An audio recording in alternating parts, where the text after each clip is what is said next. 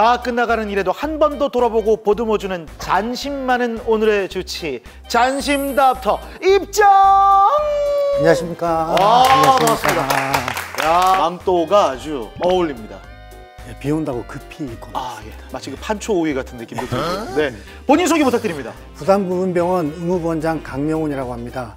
부산부분병원에서 구체적으로 로봇수술 센터의 센터장을 겸임하고 있으면서 환자분들의 무릎 건강과 로봇 수술의 능률에 힘쓰고 있습니다.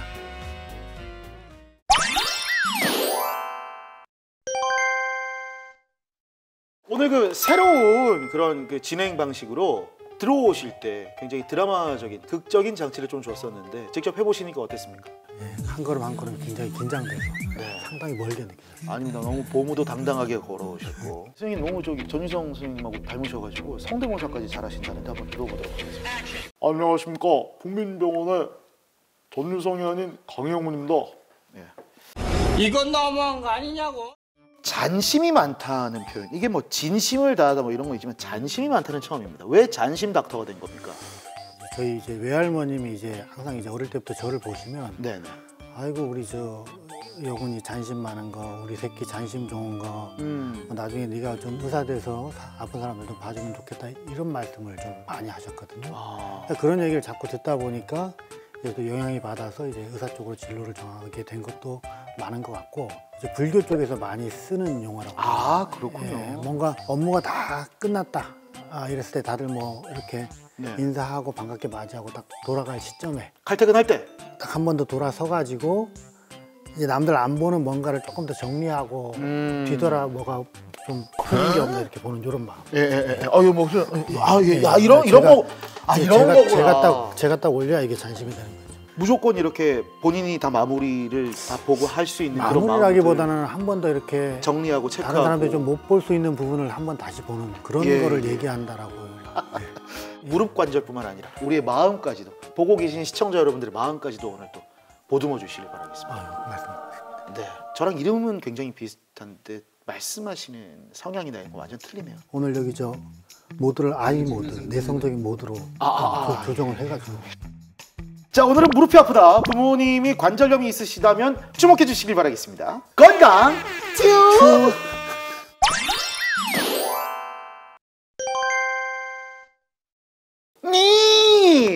여러분들의 무릎을 챙기도록 하겠습니다. 전문의 우리 강영훈 원장님이십니다. 문화 충격 받으시는 것 같은데. 네, 부산이라서 이러길래 깜짝 놀랐어요. 내가 뭘 또 잘못했나 싶어서. 솔직히 좀 마음에 안 들죠? 저 마음에 안 들죠. 오늘도 건강튜브는 대한민국 최고의 카페 부산 송정에 위치한 올드머그와 함께합니다.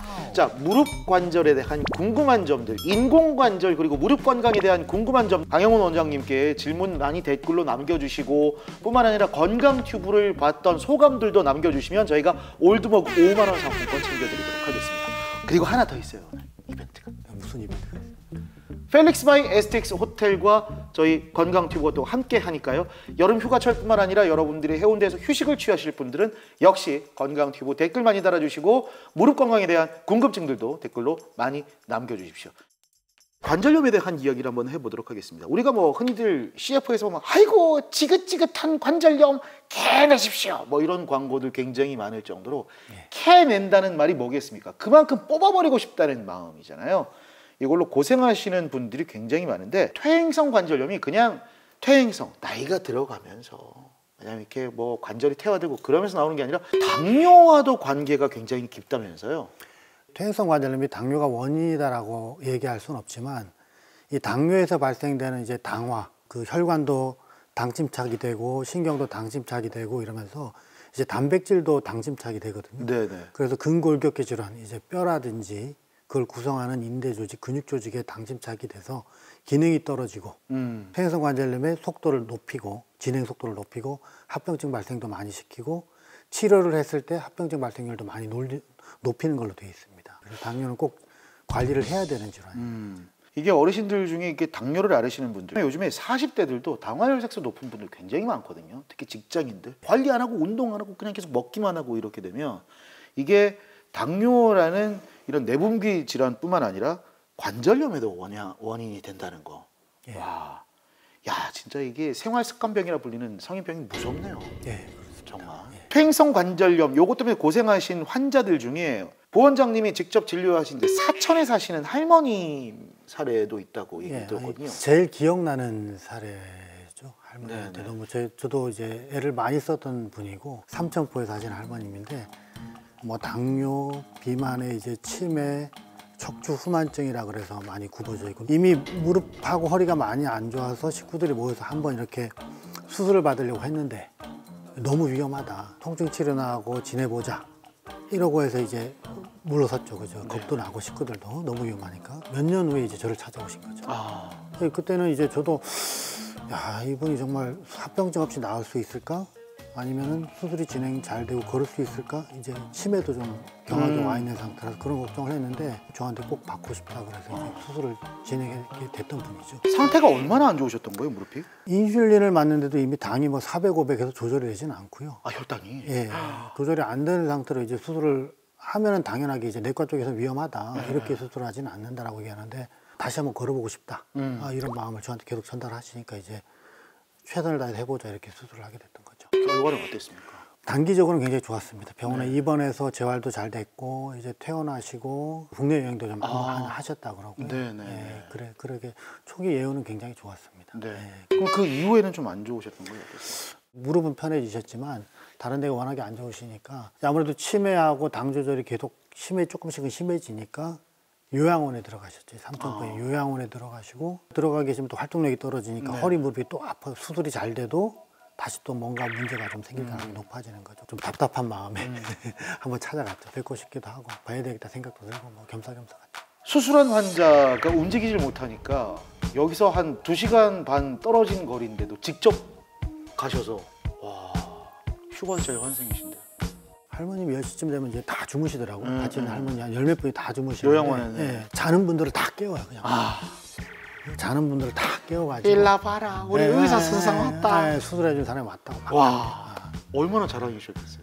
제 마음에 그게 남는 거죠. 이 할머님의 모습이 이제 제 마음에 남고 이제 자꾸 이제 힘든 분들이 올 때마다 수술에 대해서 이제 우리가 하던 거 이상으로 조금 더 하던 과정에서도 뭘 좀 합병증이 덜 생기고 더 좋게 할 수 없을까 이 생각을 자꾸 하게 되는 거예요. 야, 이런 마음을 가진 선생님들이 계셔서 너무 좋습니다.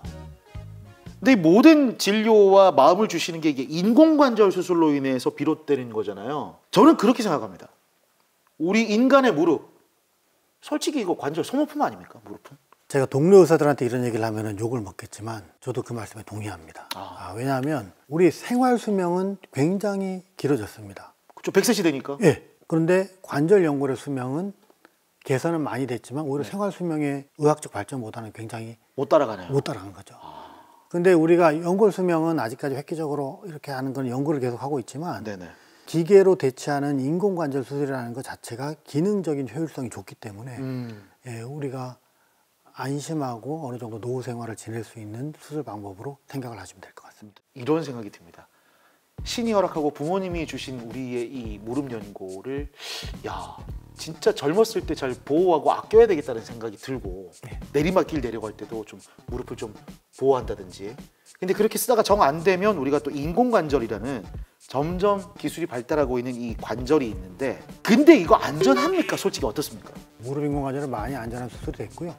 기본적인 수술의 합병증, 마취라든지 수술의 출혈 이런 합병증은 아직까지 존재하고 기타 이제 뼈를 깎을 때 생기는 혈전 이런 가능성도 있지만은 네네. 계속해서 연구가 되고 안전해지고 특히나 로봇 수술이 들어오면서 더 안전해졌기 때문에 많이 안전해졌다고 생각합니다. 인공관절을 한 이후에 등산이나 이런 것도 할 수 있습니까? 등산은 할 수 있지만 권하지는 않습니다.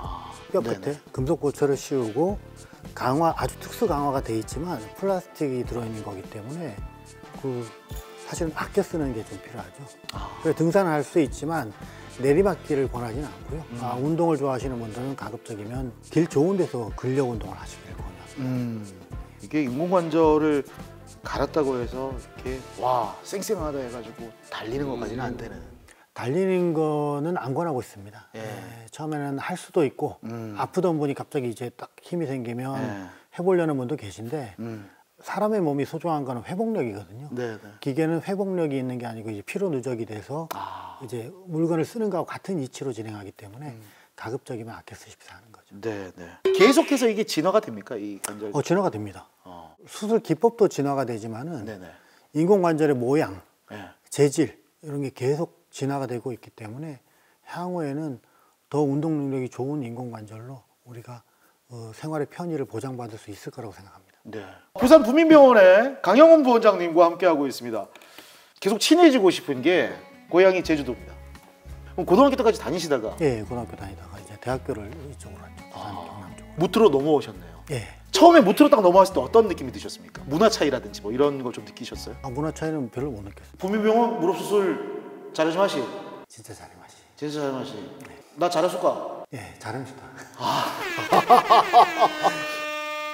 많은 분들이 제주도 여행을 여름에도 많이 가실 텐데 추천해 주실 만한 여행지가 있습니까? 제주도는 그냥 쭉 다녀보는 풍광이랄까요? 바람, 구름, 뭐 햇살 이런 거. 풍광 좋을 때 즐기시면 될 것 같은데 말씀을 듣는데 힐링이 좀 되는 것 같아요. 말 그대로 바람 부는 대로 해 떠가는 대로 그 길을 떠나는 거잖아요. 같은 길이라도 날씨에 따라 다르게 보이고 그런 경치가 되게 많죠. 그러니까요. 와, 이거는 진짜 제주에서 최고의 음식이다라고 하는.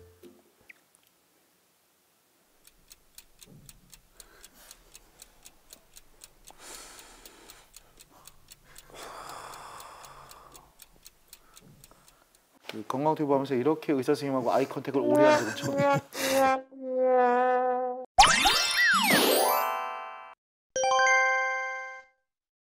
오늘 함께하고 있는 부민병원의 강영훈 부원장님은 부민병원의 로봇센터장이시기도 합니다. 통증이 적고 수술 정확도가 높아서 무릎 인공관절 로봇 수술, 이게 요즘 대세라고 얘기를 많이 들었습니다. 로봇이 직접 집도를 하는 건 근데 아니죠? 로봇이 직접 집도를 하지는 않습니다. 네.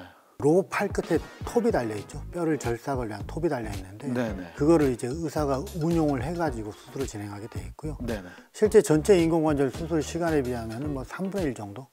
3분의 1 정도를 로봇이 참여한다고 보면 되는데 네네. 중요한 거는 이제 커뮤니케이션을 하는 거죠. 로봇이 또 데이터를 갖고 있는 거죠. 네네. 우리가 눈으로 보는 거를 이제 숫자로 보여주고 화면으로 보여주기 때문에 로봇과 커뮤니케이션 하면서 수술을 진행한다 이렇게 얘기를 하고 싶습니다. 이게 어떻게 보면 진짜 사람의 눈, 인간의 손으로 보기에는 0.1mm 오차는 못 맞추는데 로봇은 맞출 수 있습니다. 예, 맞출 수 있어요. 네. 유튜브 보면 이걸 한번 하고 싶어서.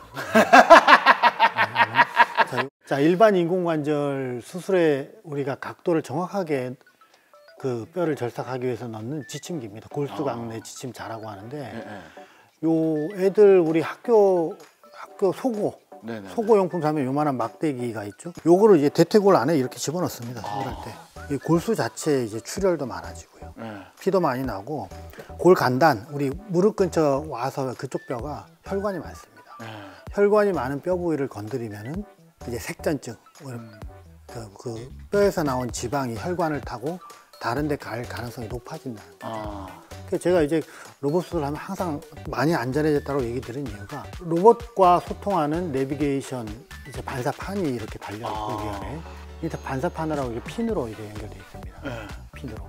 이 핀 정도면 뼈에 그 손상을 주는 정도가 작고 혈전 위험성이 많이 낮기 때문에 안전하다고 이제 먼저 얘기를 드리고 싶은 게 우리가 합병증 걱정을 조금은 덜 수 있는 완전히 없다고는 이것도 뭐 뼈에다가 장착이 되기 때문에 뭐 100%는 아니지만 기존 수술 대비 많이 안전하다 이렇게 얘기를 드릴 수가 있는 거죠. 그러니까 얘네가 이제 로봇으로 시내를 보내면 그게 다 수치가 나타나는. 예, 수치가 나타납니다. 반사판이 이게 굉장히 내비게이션 센서가 정확해가지고 위치하고 이런 거를 1mm 오차 이하로 다 잡아줘요.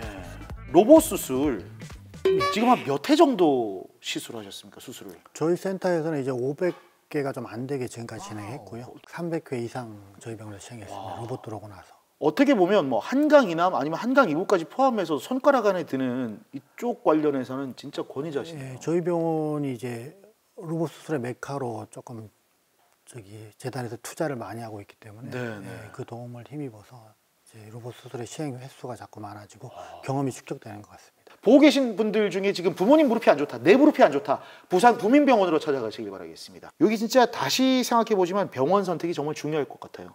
경험도 그렇고 숙련도도 그렇고 예, 이게 그 로봇 수술 전에 우리가 3D CT를 이용해서 이제 시뮬레이션 해보는 거죠. 네네. 위치하고 크기, 그 다음에 사이즈가 잘 맞는지, 각도가 정확히 맞는지 이런 걸 해보는데 사실은 로봇은 우리가 정확하게 수술할 수 있다라고 알려져 있고 많이 시행을 하고 있지만 실질적으로 이 계획을 할 때 이용할 수 있는 방법이 여러 가지가 있습니다. 뭐 기본적으로 뭐 역학적 축이라고 하지만 우리 보통 의사들이 얘기하기는 관절이 운동이 잘 되는 운동학적 축. 그 다음에 인대를 우리가 막 수술할 때 조작하고 늘리고 이렇게 하는데 그거를 최소화할 수 있는 뭐 기능학적 축. 뭐 이런 걸 이용해서 계획을 잡기 때문에 의사의 어떤 방향, 시행 방향, 그리고 경험 이런 거에 따라서 내용이 사실은 많이 달라지죠. 근데 우리가 예를 들면 한 1도를 기울여야 이 환자는 좋을 것 같은데 1도를 기울여요. 예. 1도를 어떻게 기울이죠? 1도를 이렇게 3도 갔는데 이렇게 되잖아요. 눈대중으로 하는. 네, 정말 경험 많고 훌륭한 분들은 수평을 맞출 수 있죠. 눈대중으로. 그렇게 지금까지 이제 훌륭한 수술들을 많이 해왔는데 로봇을 이용해서 1도, 2도를 정확히 할 수가 있다는 거죠. 이분은 1도가 좋겠어. 그럼 1도를 딱 맞춰놓고 딱 대놓는 거죠. 이렇게. 최첨단 협진이네. 로봇이 등장하면서 오히려 더 수술 방법이 더 다양해졌습니다. 실질적으로 의사들이 활용할 수 있는 수술 방법이 다양해졌기 때문에 병원 선택은 굉장히 더 중요해졌는데 네. 그럼에도 불구하고 이제 아직 그런 얘기까지는 우리가 상식적으로 일반적으로 접하기 어렵다는 거죠. 로봇 수술이 사실은 대중화된 게 굉장히 짧거든요. 네네. 일반적으로 이제 그 정보를 접하기는 굉장히 어렵습니다. 네네. 가장 과학적인 기준을 마련할 수 있는 경험들이 예. 굉장히 또 많은 병원이 예. 구민병원이고 의사 없이 수술하는 때가 올까요, 사실? 그렇게 왔으면 좋겠습니다. 그러면 할 게 없어지잖아요. 감독은 하겠죠, 제가. 모니터 보고 집에서 핸드폰으로 로봇이 일을 잘하고 있는 이렇게 보고. 재택근무로. 환자도 자고 있고 네. 이런 시간에 로봇만 살짝 넣어서 수술이 되는 그런 시대가 왔으면 좋겠어요. 참 보면 그렇습니다. 이렇게 로봇 수술 앞으로 진짜 공상 과학 영화처럼 진짜 로봇이 모든 걸 지배한다. 시간이 지나도 그렇지는 않을 것 같고 일단 인간의 감독하에 들어가 있는데 그 로봇을 감독하고 제어할 수 있는 가장 숙련된 사람은 많이 연구하고 많이 해본 사람이겠죠. 그래서 저희 건강TV가 오늘 어렵게 우리 강영훈 부원장님 모시고 이 무릎 인공관절의 로봇 수술에 대해서 얘기해봤는데 진짜 무릎이 안 좋으신 분들은 부산 부민병원 꼭 강영훈 부원장님 찾아가시길 바라겠습니다.